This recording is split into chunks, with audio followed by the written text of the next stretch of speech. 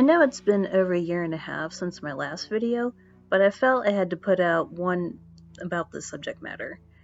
Due to moving to another state, I have not had access to the equipment I need to make videos properly, which is also why my intro is missing and also why the audio quality is lacking. The video, as a result, is jerry-rigged by comparison. If you came to this video from my Facebook page, you can skip ahead if you'd like. For those who aren't skipping, let me give a little introduction as to who I am and what background I have that sort of qualifies me to speak about this. I became a Pokemon fan back when it first hit the States in ye old Red and Blue days. I've acquired every core series game up to this point, including remakes and third versions. I have also purchased and played many of the spin-off games, though not all of them. My background includes illustration and graphic design as well as marketing, owning a business, and I've started dipping my toe in the world of gaming development. I also dabbled a tad in 3D modeling, however keep in mind that was years ago and it was in Maya. The extent of my expertise in these fields are diverse, so keep in mind when I speak about my opinions, they are opinions and not fact. So why am I making this video, especially when there's already so many? The discussions about Pokemon being omitted from Sword and Shield are all over the place, so you have to hop, skip, and jump to find them. I wanted to compile these things into one place to make it easier for people to see the whole picture and all the elements surrounding it. As such, this is going to be a long video. Secondly, there has been folks who approached me asking my opinion on Facebook and text messages and what have you. It became quite tedious to keep repeating myself. Thus, I felt it was best to make a video to put everything together. Before I get started, let me be clear that everyone can have their opinion. Nobody has to hate the decision, but nobody has to like or accept it either. I strongly advise everyone to exercise sympathy for the opposing side. Apathy is what got this franchise in trouble in the first place. Apathy is only going to further destroy the community and friendships. Yes, it is okay for someone to be upset about something that is important to them, and it is okay for someone to be upset for a business lying to them. That does not make them entitled. Entitled has become nothing more than a buzzword for people to use when they don't have a valid counter-argument. I have a link in the description that discusses the subject matter of entitled gamers in regards to the National Pokedex mess. It's 7 minutes long and explains more deeply than what I could do in this already lengthy video. If your opinion is already deeply rooted on one side of the argument and doesn't change after this video, that's fine. If you still want to purchase these games because they fit with what you look for in a game, that's fine too. Make sure to watch this video in its entirety before commenting because there is a high chance that whatever argument you want to make is covered here. Let's get started. はい、そうですね。ちょっと皆さんにお伝えしたいことがあります。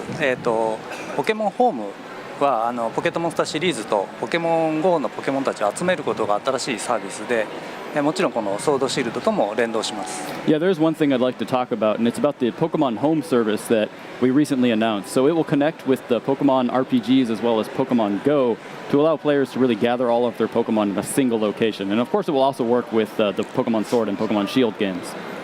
ただしここでこれまでポケモンバンクのサービスをご利用していただいているファンの皆さんにちゃんとお伝えしたいなと思っていることがあります。But there is one important change from the previous Pokemon Bank service that I want to tell all of its users about. これまでのポケットモンスターシリーズは例えばサンムーンではアローラ図鑑に含まれていないポケモンも、全種類をポケモンバンクから連れてくることができました。So in previous games that worked with the Pokemon Bank service, you were able to, for example, in Sun and Moon, bring over any Pokemon even if they weren't in the Alola Pokedex. でハードが任天堂スイッチになって、ポケモン1匹ずつに対しての、表現自体も、非常に豊かになりました。But with the transition to the Nintendo Switch hardware, with its, it being much more powerful, allowing us to be much more expressive with each of the individual Pokemon. でもう一つポケモンはもう今では図鑑番号でいうとやっぱり800を超えてます。And now we're well over 800 Pokemon species in the games. でその中で1匹ずつ大切にクオリティを上げてバトルバランスも取って限られた開発期間の中で最新作をお届けするためにどうするかっていうのは長い間議論を重ねてきました。And at Game Freak, we really spent a lot of time thinking about what the best way to move forward was, really preserving the quality of all the different Pokemon, while also, taking into account the battle balance, having so many different Pokemon available, all within, a limited development time, so we don't keep fans waiting too long for every new entry in the series. その結果今作から対応方針を変えることにしました。 And after a lot of discussion, we decided to come to kind of a new direction. つまりですねポケモンホームとソードシールドの間を行き来できるポケモンをガラル図鑑に登場するポケモンに絞ることにしました。 And so what that means for Pokemon Sword and Shield is that players will be able to transfer their Pokemon from Pokemon Home only if they appear in the Galar region Pokedex. 図鑑の舞台に合わせて冒険の舞台に合わせてこだわって登場するポケモンを決めています。 So we were very careful. We spent a lot of time really thinking what the best selection of Pokemon to match the setting of the adventure would be. さらに詳しい話は今後の取材とかインタビューでちゃんと説明していきたいと思います。 So I'll talk more about the details in future opportunities such as media interviews, but I wanted to let you know today. First and foremost, the whole mess happened where at E3, Game Freak demoed some gameplay of Pokemon Sword and Shield. Everything was going well until Masuda stated that there will be Pokemon omitted from the games, and that omission of Pokemon will become the standard for future games. With the exception of Generation 3, Pokemon is always allowed for transferring up all of your Pokemon. Generation 3 was the only exception, and it was a painful one. It almost became Pokemon's coffin. However, even then, Pokemon were at least all coded into the game. Sword and Shield won't even have that. This makes it worse than Generation 3 in my eyes. Anyways, the point being this feature has been the standard of the Pokemon games. It has always been the thing. Game Freak has stated many times how they wanted people to get attached to these creatures and be able to bring them along for all their adventures. This omission goes against that. But there has to be a reason for omitting them, right? Surely Game Freak had a good reason for making such a bold and risky move as a business. Pokemon is the highest grossing entertainment media franchise in the world. That isn't something to be taken so lightly. Before we go into what the reasoning was that we were given, I think it's important to go over why this is such a big deal and why it means so much to people. It has to mean a lot for the Pokemon Sword and Shield E3 video to get so many likes to dislikes ratio, right? And no, this isn't gamers being entitled. A lot of people are throwing this label around and they don't even know what it means. Entitled means believing oneself to be inherently deserving of privileges or special treatment. So what part of having something that's always been a standard make it special treatment? Is it entitled to go to a restaurant and expect to have a table to sit at and someone to take your order? No. Why? Because it's standard. That is how restaurants work generally. Not having a table to sit at or not having someone to take your order at a restaurant feels incomplete, doesn't it? Like something is missing and should be there? Doesn't it feel weird or wrong? Does it make you entitled to think that there should be a table for you to sit at and eat your food? Does it make you entitled to think that there should be a waiter or a cashier to take your order? And for those who are incapable of understanding metaphors for whatever reason, here's a closer comparison. As a standard, Sonic the Hedgehog runs fast and collects power rings in his platforming games. This has been the thing since his very first game and still continues even into the latest platforming game, Sonic Forces. Even the mobile games utilize these two main features. But what if Sega released a platformer game where Sonic ran normal speed and they took out the power rings? Is it entitled to think that Sonic should be running fast in his games? Is it entitled to think that his platforming game should include him collecting power rings? Doesn't it feel incomplete or wrong if he's running slow? You know, the whole reason for his existence being that he runs fast? Doesn't it feel like something is missing if there aren't power rings to collect? Not having access to all the Pokemon makes a core series Pokemon game incomplete. Pokemon are what make the games and are what the whole franchise is about.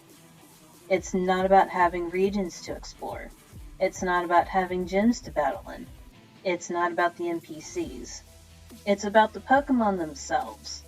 The whole ordeal is about collecting as many different kinds as you can. Regardless of your argument about the gotta catch 'em all slogan, even if you remove that slogan, the games are still all about catching the Pokemon. If it wasn't, why is there a Pokedex we are expected to fill? Players spend who knows how many hours with these creatures in some form or another and have tons of stories to share about what experiences they've had. I myself have some. People play these games for different reasons. It could be just for the story, purely collecting, competitive battling, shiny hunting, breeding, trading, etc. For those of us who are not super casual players and invested a long time in these games, it's something that holds deep meaning for us. Longtime players hold this franchise dear in all the diverse creatures it contains. Every Pokemon is a favorite to someone. With the omissions, there will be Pokemon left out that will be disappointing to someone. It doesn't matter if you don't like the Pokemon being omitted. Your likes and dislikes do not get to supersede everyone else's. Judging by a large number of responses, you're going to have to admit that this is a big deal to most of the players, even if it doesn't make a difference to you. See how the votes are ranked on the E3 video? If you look at other E3 videos, such as the Animal Crossing one, you would see that the others are doing just fine with the gamers. This should be very telling that something is wrong. Not including all Pokemon is going against the basic principle of the franchise's existence. Game Freak stated that these games were intended for longtime players, and yet they're taking away a Pokemon standard feature that affects longtime players. So were these games made with longtime players in mind? I'm not convinced. So why remove any of them and make the games incomplete? Why make the games be void of something that should be there? What did Masuda say the reasoning was? There are a couple of different parts to the thinking behind it, but really the biggest reason for it is just the sheer number of Pokemon. We already have well over 800 Pokemon species, and there's going to be more added in these games. And now that they're on the Nintendo Switch, we're creating it with much higher fidelity with higher quality animations. But even more than that, it's coming down to the battle system. We're making sure we can keep everything balanced and give all the Pokemon that appear in the games a chance to shine. We knew at some point we weren't going to be able to indefinitely keep supporting all of the Pokemon, and we just found that Sword and Shield will probably be a good point to go back and reevaluate what would be the best selection of Pokemon that appeal to the widest audience while keeping into consideration the balance of the battle system. It isn't just going to be all new Pokemon in the Galar region Pokedex. There's still going to be a lot of favorites that fans will be able to bring over and they've adventured with previously. But yeah, it was pretty much just balancing and getting this optimal selection of Pokemon for the adventure we wanted to provide. Okay, so there's multiple things going on here and we're going to go through them piece by piece. A couple of the things he mentioned was, quote, "We're creating it with much higher fidelity with higher quality animations," unquote, and he also cites the sheer number of Pokemon. This is an area that has a lot of folks up at arms and is the reason that the quality of the game and animations are coming into the discussion. I want to make it clear that these items are being discussed and dissected because Masuda brought them into the discussion. And I bring that little bit up because there are complaints that people are talking about the quality of animations and models for these games. Are these things being made with higher quality animation? When Game Freak first went 3D for Pokemon in X and Y, they said that the models were designed to be future-proof. This would mean that they could reuse the same assets to save them workloads in the future because the roster was only going to grow from here on, which I feel is fine. As a business owner, I can absolutely understand why this was an important move to make and don't feel that there is anything wrong with that. As such, the game models from X and Y were used in the Sun and Moon games along with the Ultra games, and they only had to make the Gen 7 Pokemon in Alolan forms. A 3D animator and modeler weighed in on this matter and showed the models of Pikachu to show the difference between the 3DS model and the Let's Go model. I have a link to his video in the description if you want to listen to the details he went over and see his whole video. In short, the models in Let's Go are using the same models from the 3DS with only slight upgrades to the model itself and upgraded the texture. Even though the models were made over 6 years ago, they still have high poly count and are still good for today's standards. The only thing that the 3DS models need to be made for today's usage is the texture work. There were a couple of 3D modelers that said they took the texture from the Let's Go games and plopped them on the 3DS models and found them to be a perfect match. However, through my weeks of research on this whole ordeal, I have not found any proof of this. As I don't have actual proof of these claims, they're going to be left as claims, and I'm not ready to call this evidence. So the only real difference between the two models is the texture work. Masuda has stated that Sword and Shield have the Let's Go games to thank because without them, Sword and Shield couldn't be where it is. Which means those 3DS models could all still be used for Sword and Shield, as they are for Let's Go. Clearly the bulk of the work to make Sword and Shield was already done. Maintaining assets takes just a fraction of time versus making new assets from scratch. It would be actually smart to use those 3D models since they were made pretty well enough to be used on the home console. High definition has been the thing for video games for, I think it's 13 years now. So those models fit that criteria. It's the texture work and the ability of the device is what really determines how those models appear to the human eye. Gamers couldn't really see how good those models were because of the 3DS screen being so small. Those models were scaled down according to some claims. Again, no proof has surfaced on calling it a claim and not evidence. And they added an outline effect, which I think helped smooth the pixelated look the 3DS gave those models because of its limited power to process everything. All that needs to be done is make new textures for those models and make the Gen 8 Pokemon from scratch. Which is exactly what they did for Gen 7 except for retexturing. To boot, Game Freak weren't even the ones who made the models from what I understand. Creatures were the ones who made the models, including models from way back in the N64 days. This means that though Game Freak made the 2D sprites used in the 1 through 5 generations, another entity handled the 3D modeling, and that has always been the way through this franchise's existence. So a lot of the work isn't even being done by Game Freak. In addition, I want to make sure that I note that the 3D animator provided some insights and a couple of models to look at. He is still looking into all of this. There will be a follow-up to that video of where he's going to show his additional findings.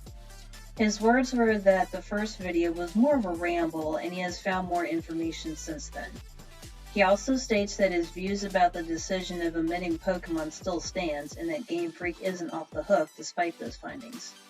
I'll be keeping an eye out for that video, and it will be very interesting to see what he has to show us. Because it sounds like it's important information we need to know to understand better what's going on. What else was it Masuda said? The sheer number of Pokemon? So why would that be a reason when the work is already practically done? It doesn't make sense to me to cite the number of Pokemon being the reason for omitting. If Creatures is handling the 3D modeling, Generations 1 through 7 are done and it just needs to be retextured, and Generation 8 are the only ones that really need to be done. So I'm not convinced that the sheer number of Pokemon is the reason. Does the sheer number of Pokemon have to do with cartridge space? There are some folks arguing that the Switch cartridge can't hold all that much data and that somehow it's too big even for digital versions. Anyone else think that's an odd argument to make, that it's too big for digital games? We have seen how large game files can get.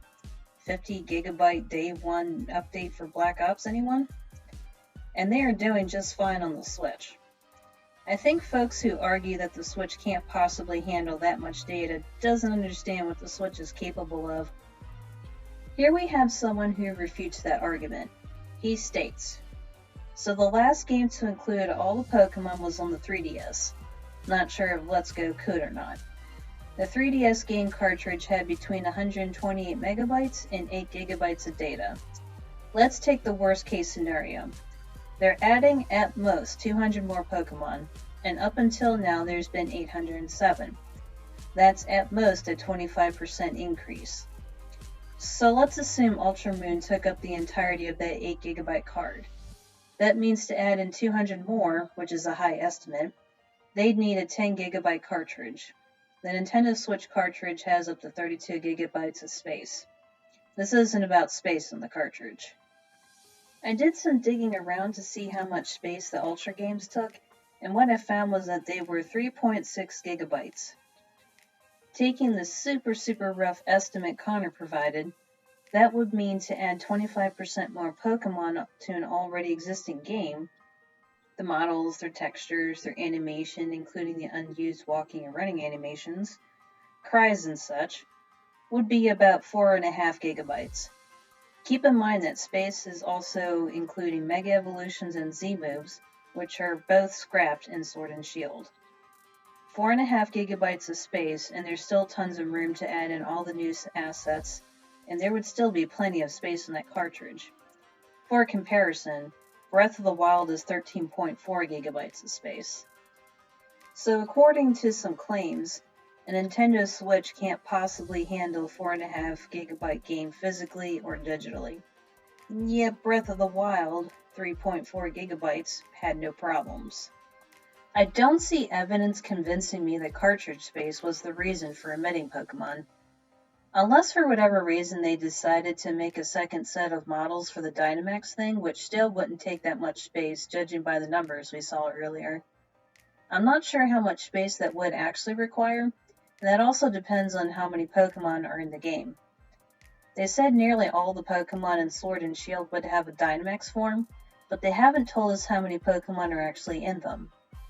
I haven't seen confirmation that the Dynamax forms are separate models, but it is what most folks are saying based on educated guesses. I think they are, because I believe the Totem Pokemon in Gen 7 games had separate models. This still leaves open the remark they said about rotating out which Pokemon would be omitted in each game. Does this mean they're trying to make Dynamax a permanent thing because of Pokemon Go? Knowing the history with Game Freak, Dynamax isn't going to stick around, at least not for long. I feel like there is something else going on if space is an issue. We haven't gone over animation yet, so let's dive into that. He said higher quality animation. This part has been getting a lot of attention lately. There are videos that demonstrate various animation aspects we have seen in Sword and Shield. It compares the animation of getting hit, entering a battle, idle animations, fainting animations, and executing attacks. As you can see, the Wingull entering the battle and these other Pokemon receiving damage are all doing the same animation as they did on their 3DS counterparts. We are also seeing the same animations when they do their attacks as they did in the previous games. One example lots of folks use is how Double Kick is still making the idle animated Pokemon just offset.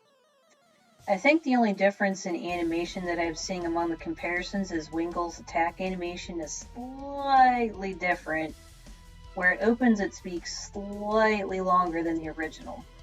As I said, that's the only one. And that hardly qualifies as honestly calling this higher quality animation, and certainly isn't going to use up so much space that Pokemon have to be omitted.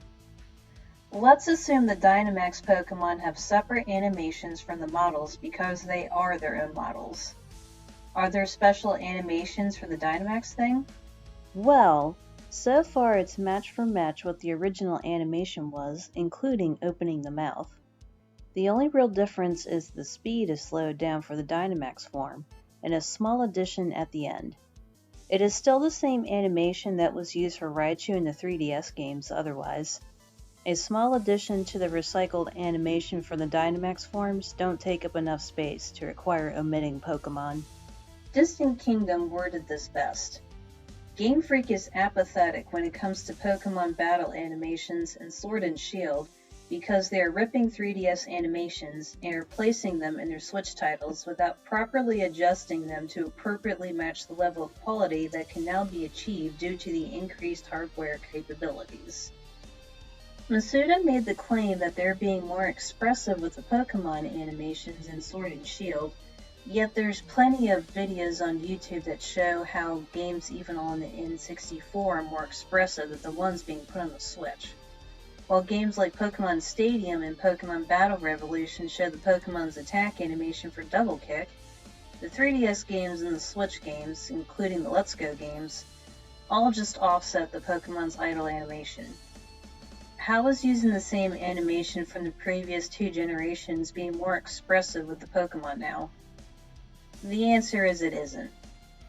The assets to make the animations are already done. Use the running animations you already have, and then use the attack animation you already have. That alone would at least show some effort in making the animations more expressive for the games and upgraded from the 3DS games. Looking back on past games, the difference is quite obvious. Look at how Machoke shakes off the attack and gets ready for another round. Look at how the trainer is reacting to their Pokemon getting hit. The Wii pulled off these more complicated animations 13 years ago.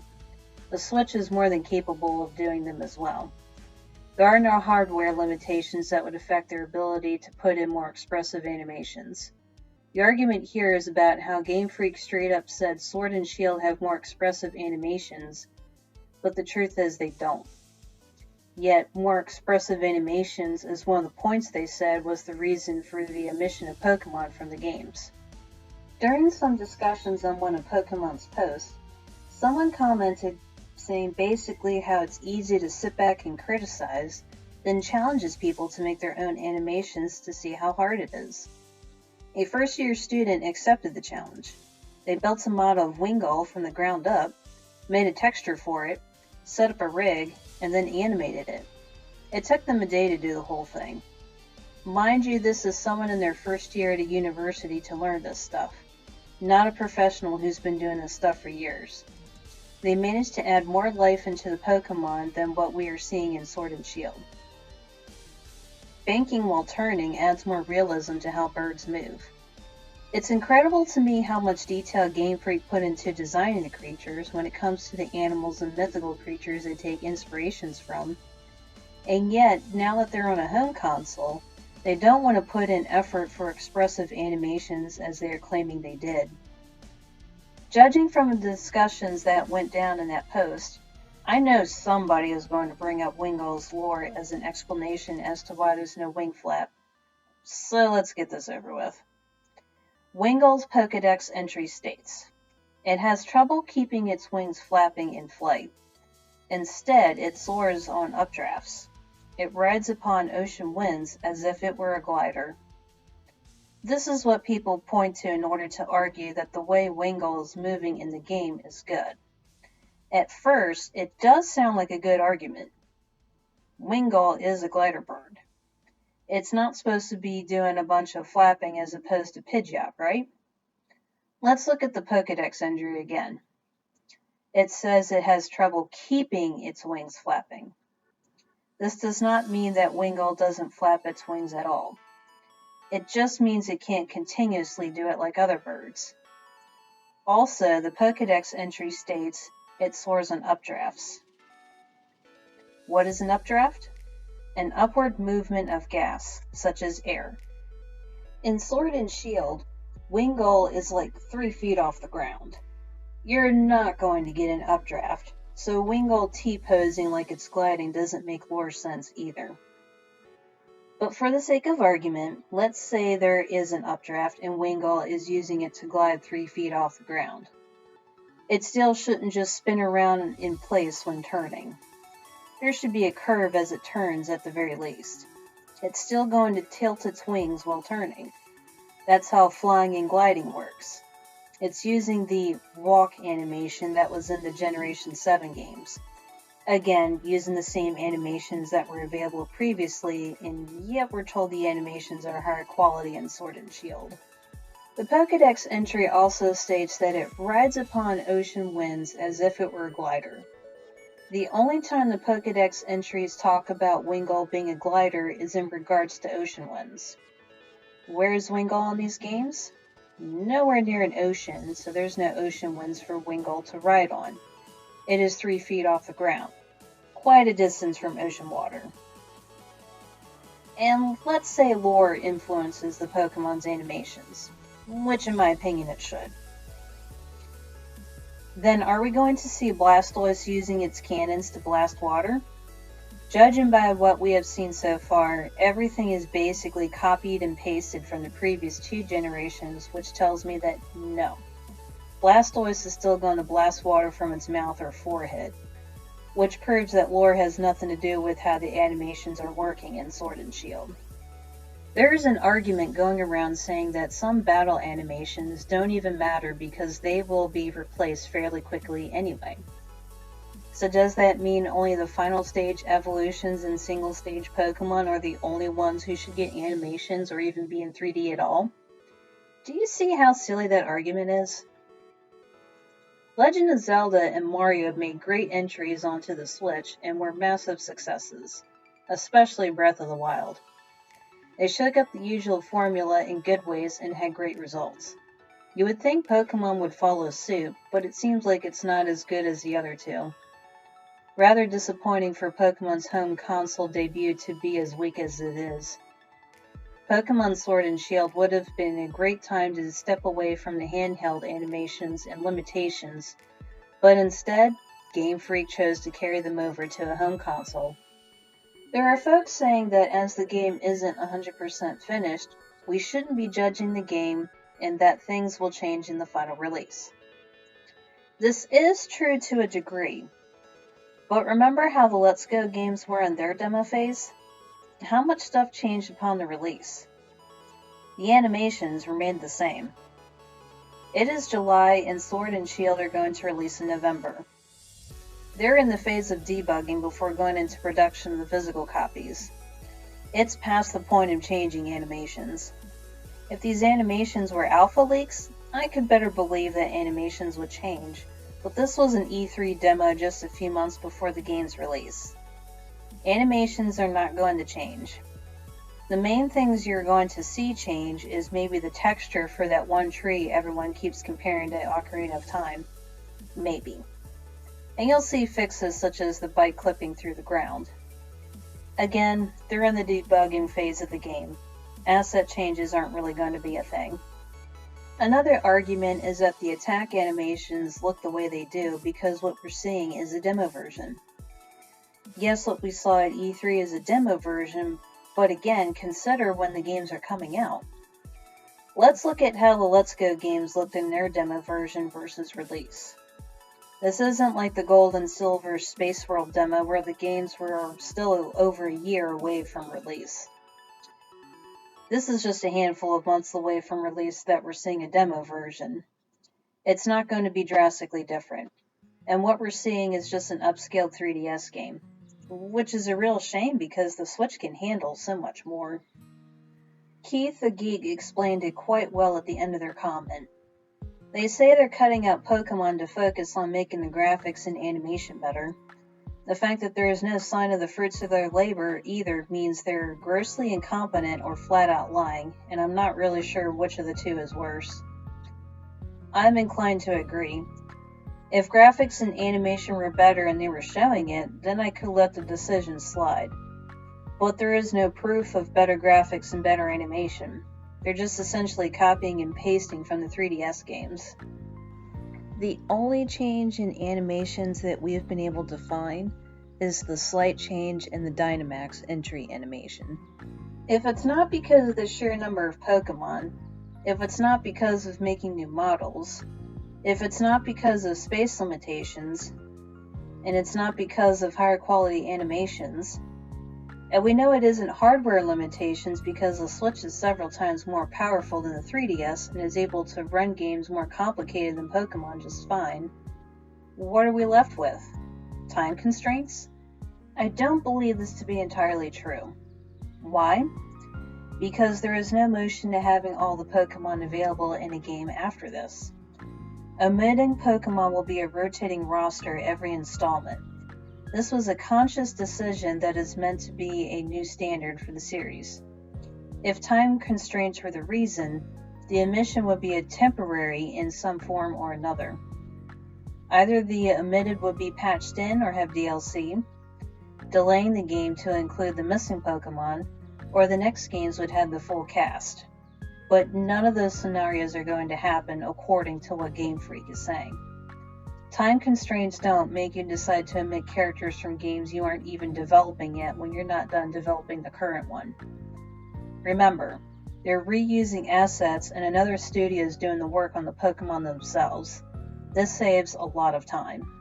If time constraints was an issue as it was, then why do they happily split their team so widely to work on a side project no one needs them to make? If Pokemon has a deadline, you would want to focus on that and put more manpower into it to make sure it gets done properly and done on time. But Pokemon took a backseat. Town became a higher priority. What's the next scenario after that? The merchandising and the anime show have a tight link with the games. I'm not gonna lie. As a business owner thinking about what it takes to line all this stuff up to occur at the right time of each other, it has to be a nightmare to manage behind the scenes. It can't be easy by any means. This doesn't seem to be the case for other video game franchises such as Sonic, Legend of Zelda, Mario, and such. Their merchandising is more loose, whereas Pokemon is pretty tight-knit with theirs. This makes delaying the game to make changes incredibly complicated, if not impossible. But once again, if that was the hang-up to cause the games to have to be released by a certain time frame, the next installments would have the full cast. However, they won't be. Omissions are still going to happen. So omitting Pokemon isn't about the merchandising and anime show. There are discussions about game balance. I don't want to spend too much time on this one, but I feel this is a silly reason to use for omitting Pokemon. Balance wasn't really a thing for Pokemon. If anything, having a wider pool of characters to choose from helped more than having a small selection. And besides, if you really wanted to tackle balancing issues, use tiers. Smogon is a good example of one and does a decent job of it. Pokemon Stadium had a sort of tier system via levels, which was nice. Using a tiered system like Smogon would really help and give each Pokemon a chance to shine, as you claim you wanted, Mr. Masuda. Really though, if you wanted to give Pokemon a chance to shine, omitting them is the opposite of that, let's be honest. Besides, omitting and limiting what characters we can use in battles actually makes the game more boring because people will have the same teams. More choices means more variety and more interesting challenges. I'm not even a competitive player and I can recognize that. Last thing I can think of is somebody somewhere is demanding Pokemon games be churned out every year, but that's not a good idea. Anytime you do quantity over quality, the results are not too good. Let's look at when the games released and how long each generation lasted. Generation 1 released in Japan in 1996 and lasted 3 years. Generation 2 released in Japan in 1999, right around when the States was getting Generation 1, and lasted 3 years. Generation 3 released in 2002 and lasted 4 years. 4th generation released in 2006 and lasted 4 years. 5th generation released in 2010 and lasted 3 years. 6th generation released in 2013 and lasted 3 years. 7th generation released in 2016 and is lasting 3 years, with Generation 8 releasing later this year in 2019. Looks like the pattern is each generation generally lasts 3 years with 2 exceptions. Looks like every 3 years is the general rule for Pokemon. So releasing 3 years after Generation 7 the cause of Pokemon being omitted? I'm not convinced because that has always been the way generally, so after 20 years of this, they should have a sort of formula down and know the routine to plan ahead for that deadline. Especially now that they are in a position of reusing assets, it should be a little easier than in the 2D years where they had to make brand new sprites every time. I'm running out of ideas what could cause this terrible decision to omit Pokemon and make it a rotating omission in future games. I think between that and the fact that Masuda isn't being honest about the reasoning is where the problem really lies. Or at least doesn't want to come out with it. He and the Pokemon Company both have given us vague responses, saying, quote, even if a specific Pokemon is not available in Pokemon Sword and Pokemon Shield, that does not mean it will not appear in future games, end quote, is not helping the situation. We have not forgotten that future games will be a mode in Pokemon too. It's a rotating omission. You've lost sight of what this is about, and you're out of touch if you think that the dissatisfied customers are thinking a Pokemon is gone for good. As far as I know, this is the only time that the Pokemon Company has had to issue a statement to fans in regards to their reaction. This goes to show how important this is and how impactful the decision to omit Pokemon from the main series games has been on the community. It's something to sit up and pay attention to, not something to just dismiss. Unfortunately, the response was not proportionate to the fan feedback, in my opinion, and has just added more fuel to the fire. A lot of folks are saying it could have been better if Masuda didn't make any response at all. Next on the list of happenings with this mess, the Japanese gamers are upset over this too. It is not just a Western thing. Knowing full well how the Japanese generally don't speak up much due to how their culture is, if you've got the Japanese folks speaking up about their displeasure, you messed up, and you messed up big time. The Pokemon games used to be $35 to $40, and now they're going to be $60, and there's going to be cut content. Cut content as in no longer having access to all the creatures that we've been able to carry with us through the years. A standard practice that's going to have a chunk slashed off, and Game Freak thinks this is a good idea. It's sheer apathy to hear the feedback from dissatisfied customers and then to just blow it off and continue with your plan that's upsetting everyone. You're basically giving your customers the middle finger. One of the arguments I have gotten is that customers aren't really allowed to give feedback to businesses about their products. This argument is just bonkers to me. As a business person, you should know that customer satisfaction has to be your number one priority. Messing up badly may not erase your company this year or the next, but if a company continuously delivers poor customer service and poor products, it will go under. I have been laid off a few times because of this and have seen it firsthand. Yes, Pokemon is your IP, and certainly is yours to control. But remember, it is your customers who make or break a business in the end. No customers, no business. If you want to stay in business, you have got to listen to your customers. Making a satisfactory product is what your customers want, and it is what your business needs to do. The product needs to be something that the customers will like. I am one of those people who have been disappointed in seeing the series lose things such as Pokemon Following You, and I enjoyed the contest. But I didn't raise a fuss. I hoped that they would return one day, so I just dealt with it. But omitting Pokemon and without good reason and not being honest about what's going on is where I draw the line. I have to speak up because a boundary was crossed. And I'm just one person out of the millions who are unhappy about this decision and how it's being handled. That was all the major stuff. I'll spend a little time here going over the smaller stuff before wrapping up. Masuda explicitly stated that the Sword and Shield were dependent on the Let's Go games. I suspect they're using the same engine for both sets. I would say it would be a little weird to use a different engine for both games, but I digress. For the sake of argument, let's say the same engine is being used for both sets. The Let's Go games are utilizing the same walking and running animations, as well as all the other assets as the Sun, Moon, and Ultra games. There is also a claim, again it's a claim, no solid proof has popped up, that the Let's Go games have data for all the other Pokemon that weren't included except for their models. I don't know how true that is, but I'm adding it in because it's something that's starting to circulate. Take it with a grain of salt.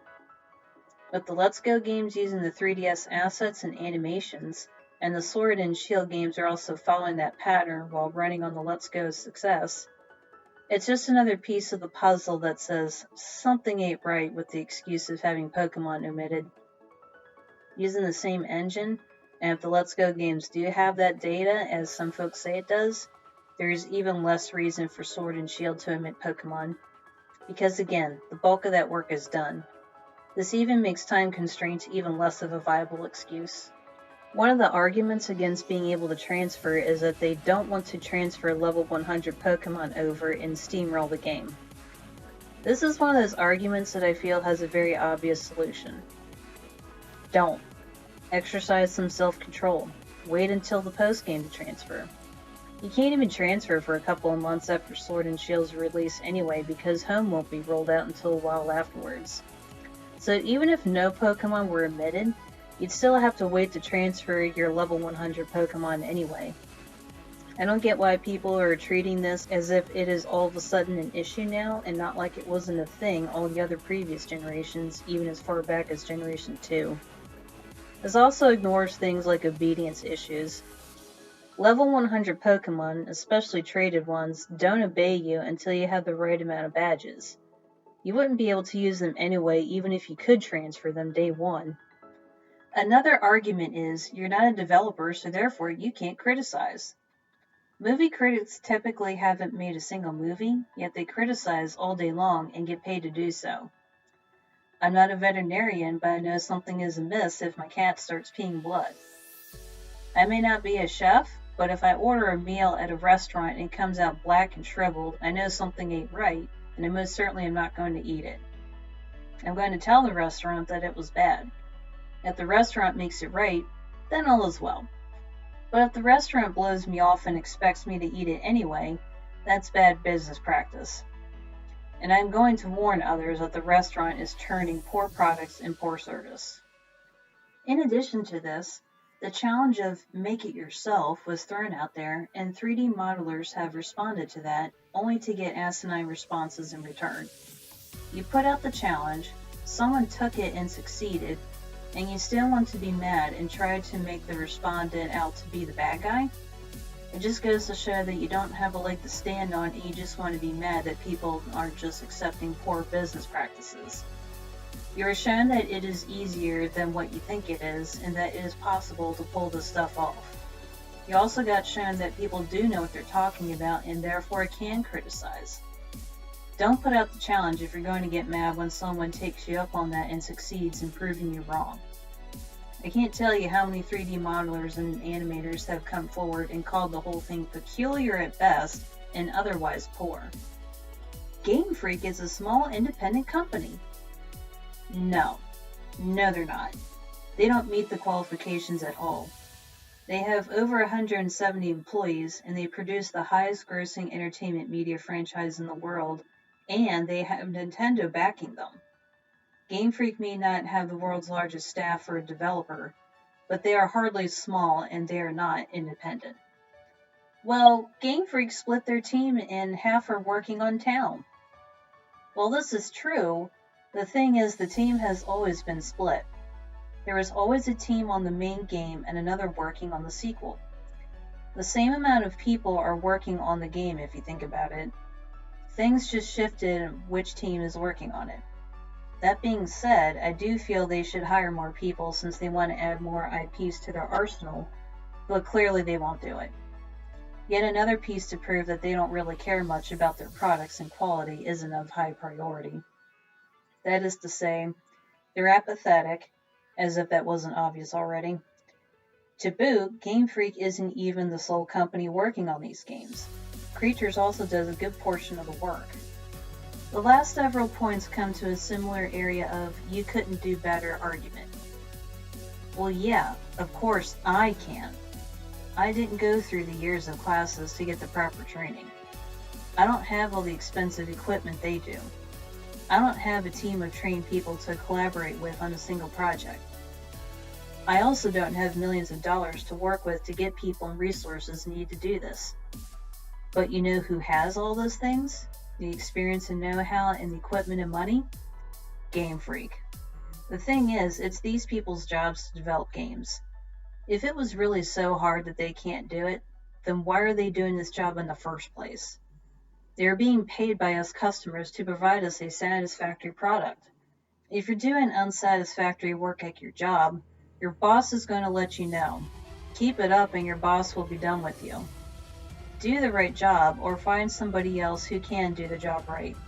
I don't want to keep giving business to a chef who just puts poison in my food or purposely shorts me food that's supposed to come with the meal I'm paying for. High quality animations will mean slow movement, and that means the battles will take forever. High quality animations do not mean long lasting attacks. Just look at fighting games. Pokken Tournament is a good example.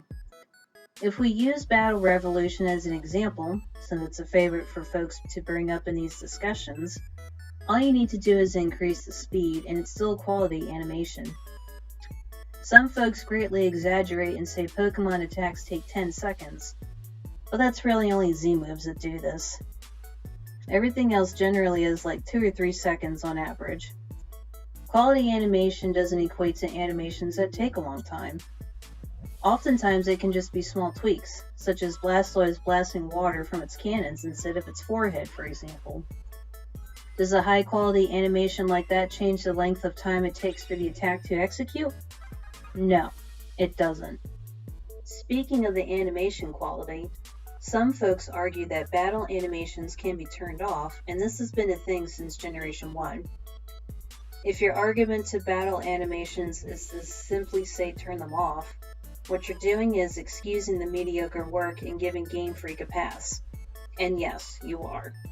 You won't come out and say the animation quality isn't what Game Freak is claiming it is, and you won't give Game Freak the feedback that their claim is false. What you're doing is basically telling people that they need to be quiet and just turn off the battle animations. You are showing that you are okay with what's going on, which does show that you are giving Game Freak a pass. It drives me nuts that there is also a movement going on where people are actively fighting to have Pokemon omitted. The people who do this aren't capable of being understandable or capable of being neutral. The internet has these weird logics that demand if you don't agree with someone, you have to actively fight them regardless of how selfish and short-sighted it is. It is not hurting you to have all the Pokemon in the games. If you don't want to catch Spinarak, you don't have to. You can just avoid it. Another argument is how the Switch can't handle top-notch graphics. However, the Switch is getting high-end games such as The Witcher 3. You're trying to convince me that the Switch can't handle Pokemon, yet it's going to handle The Witcher 3 and it handles Doom just fine?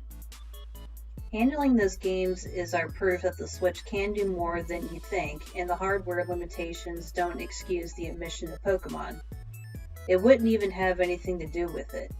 It's not like Sword and Shield are going to have 1,000 Pokemon pop up on the screen at once. Have you played the game yet? It hasn't even come out yet, so you can't criticize. Actually putting out demos is giving people a taste of the game and a chance to give feedback on how the project is going. Even though I don't have my hands on a copy right now, I can still have an opinion about a feature they announced about the game. Having my hands on the copy of the game doesn't change my mind about Pokemon omissions. And it doesn't change my mind how I feel that Game Freak is giving poor excuses on why the omission was done and why it would be the thing going forward. How is messing around with the Dynamax going to change my mind about Pokemon omissions? Another argument is to say that games like Battle Revolution is a fighting game, whereas the core Pokemon series is an RPG game. I guess technically the statement is correct. Battle Revolution is just rounds of battles, whereas the core series does allow for you to run around and do other things. Where this argument comes apart is the fact that a Pokemon's animations are all used in battles in RPG games. They may be RPG games, but they are still battle-focused. And being an RPG doesn't mean that animations have to take a back seat. Look at Final Fantasy. Quick note about those who defend the animations of Sword and Shield. Have you noticed that they tend to not argue that the animations are good? Their focus is on excusing it while admitting that the animation quality is lackluster. A lot of folks are calling Sword and Shield open world games and use that as an excuse. First off, Sword and Shield are not open world games. Having a wild area that lets you roam and control the camera, and that field is just one small section of the game, does not make the game open world. It's a similar setup that Ocarina of Time has with Hyrule Field, and that game is not open world. Being open world does not excuse lackluster animation either. Would you say Final Fantasy 15 or Red Dead Redemption 2's animations are bad because they're open world? They are certainly leagues upon leagues ahead of Sword and Shield. And before someone gets mad and starts typing in the comments how you can't compare Red Dead Redemption 2 and Final Fantasy 15 to Pokemon. Yes, I can. Why? Because you're okay with saying the genre of the game excuses poor animation, and I'm using the genres you used to argue for bad animations to show that the genre does not affect animations. Pokemon XD Gale of Darkness and Pokemon Colosseum are two examples of Pokemon Home console games that are RPGs that are based on the GameCube 3 consoles ago. They are structured in the same Pokemon RPG formula and still utilize better animations than what the 3DS and Switch games have. Remember, Game Freak claimed that the reasoning for omitting Pokemon is for higher quality animations, but the animations are still the same as they've always been for over 6 years. The Switch is 3 consoles newer than those games that could handle better quality animations with open world aspects. Again, The Witcher 3 is coming to the Switch, and yet here we have people claiming the Switch can't handle Pokemon. Masuda claimed that the company is pouring their hearts into these games, and yet we see no proof of this. Omitting Pokemon, using the same models and animations as the 3DS games, taking away creative things like Mega Evolutions and replacing them with Pokemon just getting bigger? This is nothing more than a weak attempt at damage control. There's talks that making Pokemon Sword and Shield were too much work, despite the fact that they are taking assets from previous games and reusing them, and they have another studio doing the work on the actual Pokemon themselves. Yet they remove features that fans like and put in work for a brand new gimmick? Just doesn't make sense to me. Rewatch the E3 video. I have a link in the description to a video that shows that specific segment where they revealed the news about omitting Pokemon, and it shows the live chat reaction as it all went down. Pay attention to how the guys talked before dropping that bombshell. If they were that confident it was a good decision and would be accepted by customers, they wouldn't have padded the discussion before the reveal. They tried to dress it up like it was a good decision and knew it was going to have a massive bad reaction. My question is, if they knew it wasn't going to go well, then why did they make the conscious decision to make the omission the new standard? As a business person, if you know customers won't react well to something you're going to do, you shouldn't do it. Most smart business people would only make seemingly bad decisions if there is no way around it. Earlier in this video, we went over the reasons Game Freak gave us and other additional reasons that could be the cause. But nothing is conclusive. I personally don't see anything that convinces me, especially when considering rotating omitted Pokemon will be the standard of all Pokemon games going forward. The main bombshell and the potential lying of the reasons for it out of the way, there were a couple more things I wanted to give my opinion on that the community has been buzzing about. As cheesed off as I am about all of this, I don't agree that calling Sword and Shield trash is appropriate. E.T. on the Atari is trash, even for its time. All we have been shown is Dynamax, really, and haven't been shown what other aspects of the game there is. From what I understand, the PSS is returning, which is good. The way online stuff was handled in the Gen 7 games was terrible. Graphically, it's not horrible, except for that one tree. The Pokemon have pretty good poly count to meet today's standards. They retain their cartoony look. The NPCs are expressing more, and especially the player character. That all being said, that does not mean that the decision to omit Pokemon is made suddenly okay, nor does all of this mean that it was a good decision. Some folks have been pointing out that Home will have a battling system. While that would redeem Home a little bit, this doesn't redeem Sword and Shield. Any Pokemon transferred to Home will still be stuck in there for who knows how many years. Then when the next installment comes, you'll have Pokemon stuck in Sword and Shield for who knows how many years. The battling would make Home more interesting and have some consolation for having Pokemon trapped in it, but it's not enough for me to want to trap my best Pokemon in there. Another link I have in the description is a link to Amazon's bestsellers. Sword is ranked at number 82, and Shield doesn't even place. Each day this list changes, so it may even be different than when this video goes up or you happen upon it. But Sword has been dropping on the list since the announcement as people cancel their pre-orders, and for a while there the 3DS AC adapter was ranked above it. Even the Let's Go games rank above Sword and Shield. As I was pulling this video together, I almost forgot to include the interview that was conducted with a Game Freak employee. I'll keep this part as short as I can. The full details are in a video I link in the description titled Game Freak Admits Pokemon Isn't a Priority. You heard that right. As if the body language wasn't clear enough, we have a staff member confirming our suspicions that we have known for some time now. Game Freak has been increasing interest in other projects, and Pokemon officially isn't a priority anymore. It is believed they are creating a safety net because they are losing importance with the Pokemon Company. Game Freak is putting out Pokemon games as a sort of obligation and to continue funding the company while they try to get these other side projects off the ground. If this is true that Game Freak is losing importance with the Pokemon Company, does this mean we're not going to see Pokemon games being produced in the near future? Or perhaps this could mean that Game Freak is in a position of losing their portion of the ownership of Pokemon and it will be handled by another company. Hard to say without having access to all the behind the scenes, but this does point to why Sword and Shield are the way they are. We have our confirmation that it is apathy that led to this, and the excuses they gave us is false. They know they can churn out a Pokemon game and still make millions regardless of what they do with it.